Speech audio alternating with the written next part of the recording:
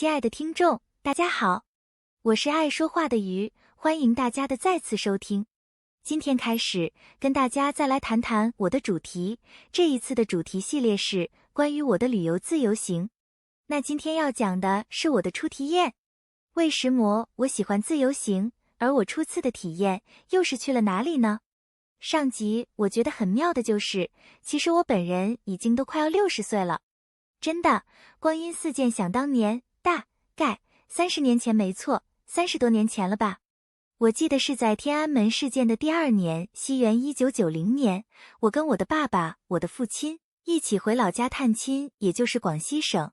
而他这一次的探亲呢，其实应该说是第3次跟家人一起回老家，而前面几次他自己曾经偷偷的回去过，都是借由香港，透过朋友，然后回去探亲过。后来感谢，真的就是海峡两岸开通了。曾经他自己，我大子陪同，我母亲与2子陪同，然后轮到我陪住父亲回去。由于父亲他的行动不方便，中风，所以他回去都需要有住家人的陪伴，但是行走还是 OK 的。所以我一个人陪住他回去，是个很奇妙的经验。因为那时候我有跟着一对加拿大的夫妻 Michael and Jane，他俩夫妻刚好要去香港签证，所以在回程的时候，我也跟他们在香港碰了面。先不说这个，但是呢，我觉得因为自己出游，不跟着旅行团，就能拥有很多的经验与经历。那为什么我喜欢自由行？可能也是因为不喜欢被约束吧。想去哪就去啊，想干嘛就干嘛，自己的个性使然吧。那我第一次陪父亲回老家，父亲的老家是在大陆的广西省，我们经由香港九龙到罗湖，从罗湖到深圳，在深圳先住了1晚后，再搭从深圳到广州的火车。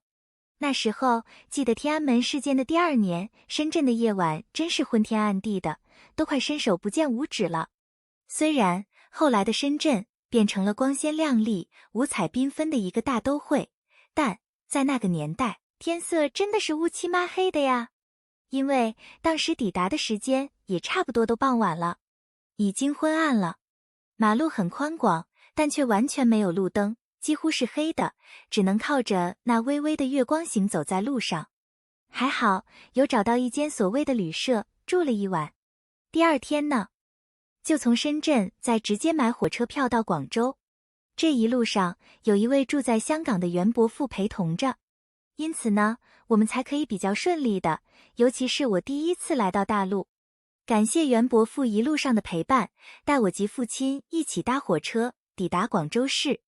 哇，这一路上的火车之旅呀，其实真是一个蛮特别的光景。在那个年代，真的，眼前所看到的全是一片黄澄澄的黄土以及绿色的树木。就这2个颜色，几乎看不太到什么房子，又或许房子也是黄土泥巴盖的，所以看不出来。印象中就是只看到这2个色彩。当我们到了广州之后，因为袁伯父他在广州有认识的人，也就帮我们兑换了人民币。印象中那时候的币值也和现在币值差不了多少，只是无法透过正式的管道窗口来换取。当时我们找的是黑市，因为他有经验也了解，我们也就不容易上当被骗。他帮我们直接以港币去换了我们所需用的人民币值。我们到了广州，他带领我们到了他所认识的一位好友谢伯父家中。直到现今，我们与他们家人也都还有联系着呢。真是感谢谢伯父和伯母他们在广州这段期间的招待，所以我们就寄宿住在了他们的家中。印象中伯母她所煮的晚餐真的美味可口啊。大家也应该有所耳闻，知道广东人其实就喜欢喝煲汤，伯母的煲汤堪称美味一绝呀。熬煮出的那个鲜美味道，真的记忆犹新，难以忘怀。所以人说，吃在广州真的名不虚传。住在广州的这段日子里，虽然那房子在那个年代就是显得比较老旧，因为年代久远。这样一个说破旧也不算破旧，但也有点残，有点旧，但也不至于不牢固的房子，还是挺怀念的。它可是在广州市的市中心呢，如果没记错，似乎是在文明路上。在他们家住了几天之后呢，我们就买了火车票，从广州再到广西老家去。哇，这个时候真的是一票难求啊！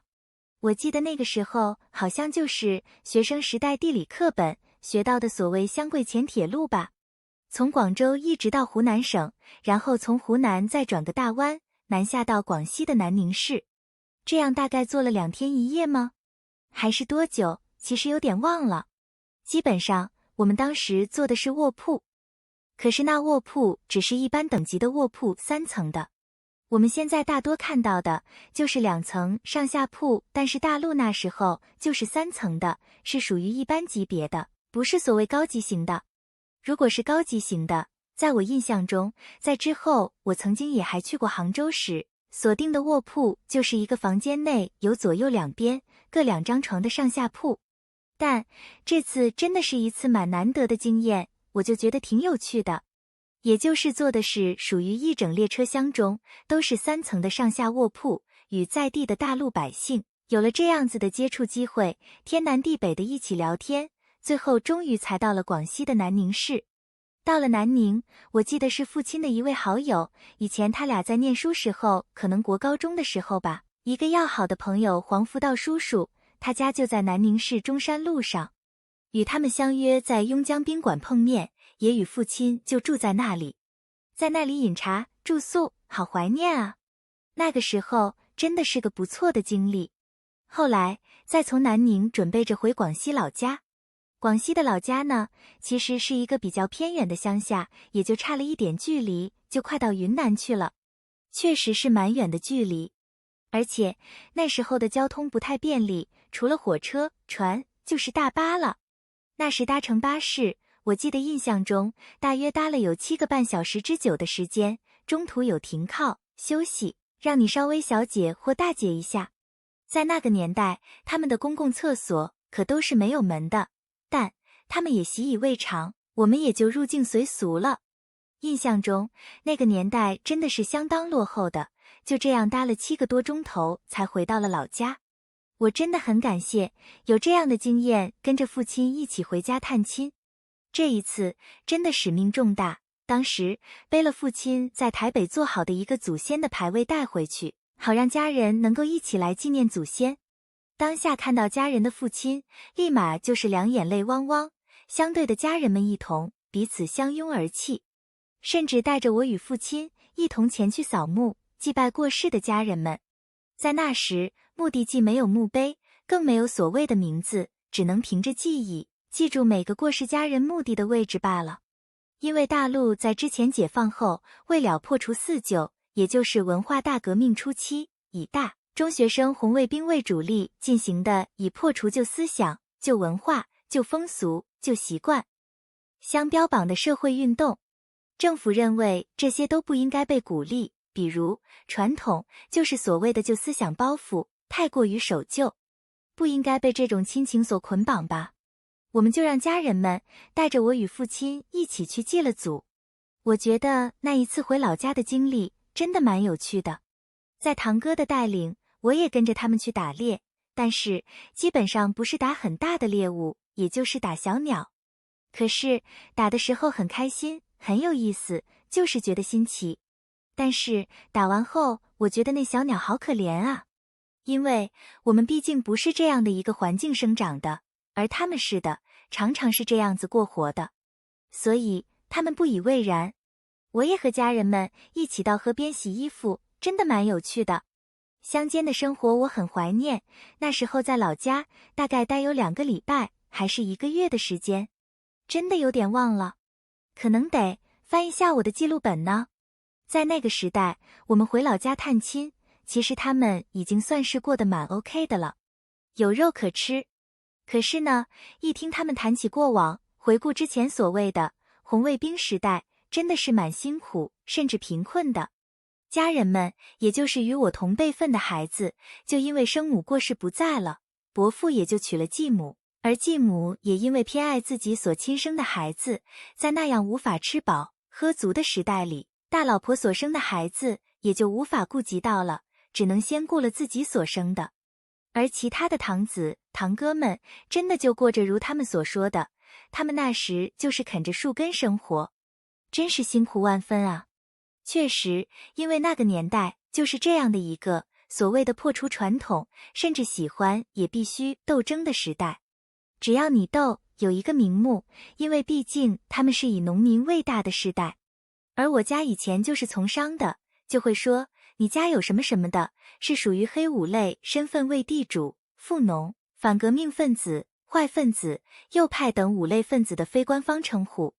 马上就逮到机会来控告他们，让他们贴上大字报，顶个高帽戴在头上，来斗争你什么的，被众人辱骂、嘲讽等，甚至把你怎么了，让你几天都不能吃饭等等的恶行对待，很惨的。我记得父亲的兄长大伯父就曾经历过有如此惨痛的经历，蛮心疼他的。那次回去时，大伯都还在世，所以兄弟2人再次相见，真的就是抱头痛哭啊。虽然我没有如此的经历，也虽然我们都是生长在台湾的外省2代，可是当看到父亲与大伯如此的兄弟之情，真的是感慨万千啊。我因为有这样子的经验，就觉得很好，可以跟家人有如此的接触，甚至有感情、有交流。像我的妹妹、大妹、小妹，她们都未曾回去过大陆，所以她们对于大陆的家人，就是这些堂兄弟妹姐妹们，也就比较没有感情。因为未曾谋面，所以谈不上能够有什么任何的情感。相对的，我大姐、二姐、我的母亲和我的哥哥以及我们这5个人都回去过大陆，也跟家人有接触，就觉得这感情就如此的建立了起来。甚至我回去过第2次，跟我的二姐再次的回去，那次的经验也是蛮好的。所以人与人之间就是要有接触、有交流，你就会有感情。正所谓有关系就没关系。确实，那一趟的返乡旅程是一个很棒的生活体验，真的是感情流露。我们是人，有感情的动物，这样的一个经验，真的是让我体验到自由行的可贵。最后与您分享的圣经经文是诗篇133篇1到3节，看啊，弟兄和睦同居，是何等的善，何等的美。这好比那贵重的油浇在亚伦的头上，流到胡须，又流到他的衣襟，又好比黑门的甘露，降在锡安山，因为在那里有耶和华所命定的福，就是永远的生命。愿您的家庭、弟兄姊妹、家人们和睦同居。上帝赐福于你。爱说话的鱼，今天就为您分享到这里，感谢大家的收听，我们下次再见，拜拜。